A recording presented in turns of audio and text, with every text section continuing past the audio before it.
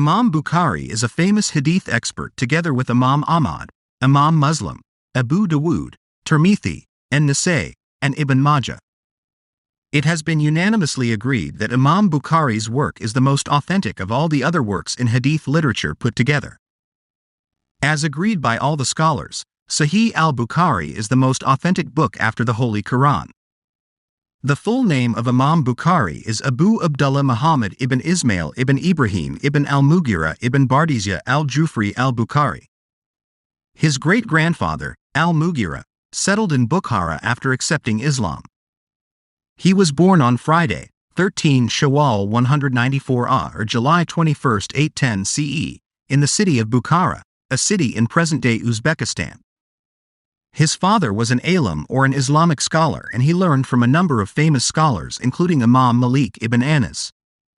His father died when he was infant and his mother took on the entire responsibility of bringing him up.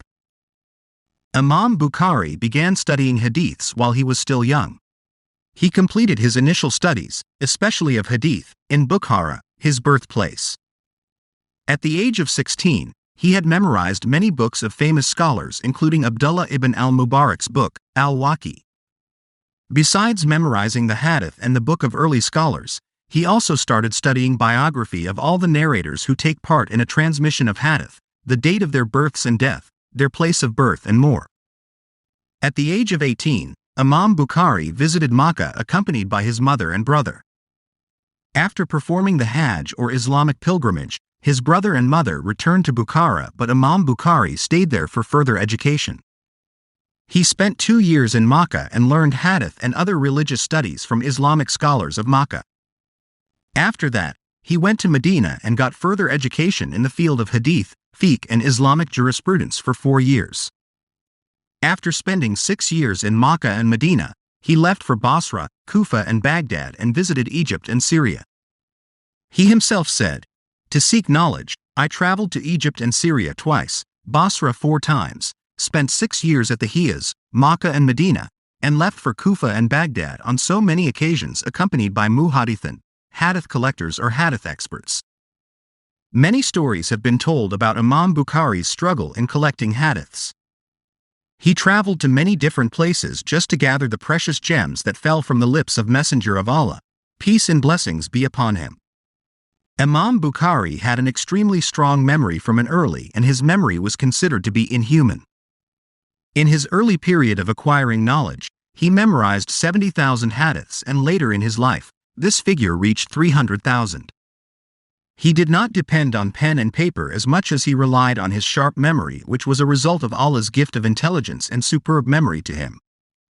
There is one remarkable incident that took place in Baghdad when Imam Bukhari visited the place. The people, having heard of his many accomplishments and the attributes which were issued to him, decided to test him so as to make him prove himself to them. In order to do that, they chose 100 different hadiths and changing the testimonials and the text of the hadiths. The hadiths were recited by 10 people to Imam Bukhari.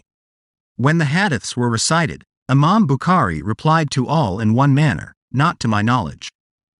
However, after the completion of all the hadiths, he repeated each text and testimonial which had been changed, followed by the correct text and testimonial. Such was the amazing memory of this great hadith scholar. He was known for the following attributes and qualities. 1. Amazing memory. As mentioned earlier, Imam Bukhari had an amazing memory. 2. Abstinence and generosity. Imam was left with a considerable amount of wealth by his father. However, due to his generosity, he spent it all in the path of Allah. At the end, he had been left with no money, forcing him to spend his day on 1 or 2 almonds. 3. Simple and humble. He was a simple person. He used to look after his own needs. Despite being an honorable man, he always kept a little number of servants for himself. 4. Fear of Allah. He was blessed with the highest rank of piety and righteousness. He feared Allah in everything he did, as he was blessed with a high rank of piety and righteousness. He kept himself away from backbiting and suspicion and always respected people's rights. He was very polite, tolerant and gentle, and never got angry when mistreated by others. He always prayed forgiveness for those who attributed evil to him. If he needed to correct any person, he would never embarrass him in public. After many years, Imam Bukhari returned to his hometown Bukhara. People of the city were extremely happy and greeted him with great zest and zeal. Imam Bukhari established a madrasa, an Islamic school, in the city where he spent a great deal of time teaching with satisfaction. Owing to his honesty, kindness and fact that he was trustworthy, Imam Bukhari used to keep away from the rulers of that time due to the reason that he may incline to say things to please them. Once the governor of Bukhara, Khalid bin Ahmed, called Imam Bukhari to his house and asked Imam to teach his son. Imam Bukhari, in response to the offer, replied, "I give greater respect to knowledge rather than to people, for it is they who are in need of the knowledge and it is they who should seek it." The governor said, "If my son was to attend your madrasa, school, he should not sit with ordinary people's children. You, Imam Bukhari, would have to teach him separately."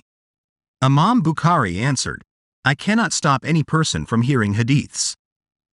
Upon hearing this, the governor got angry at him and ordered Imam Bukhari out of Bukhara.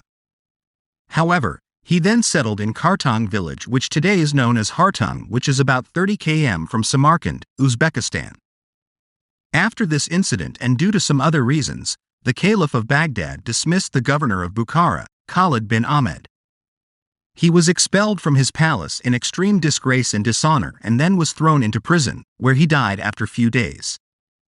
The expulsion of Imam Bukhari from his homeland caused painful aches inside him. He spent the rest of his days in Kartang, Samarkand. On 1 Shawwal 256 after Hijri, that is 870 CE, Imam Al Bukhari passed away at the age of 62 years in Kartang, Samarkand. The grave of Imam Bukhari is in Kartang, Samarkand.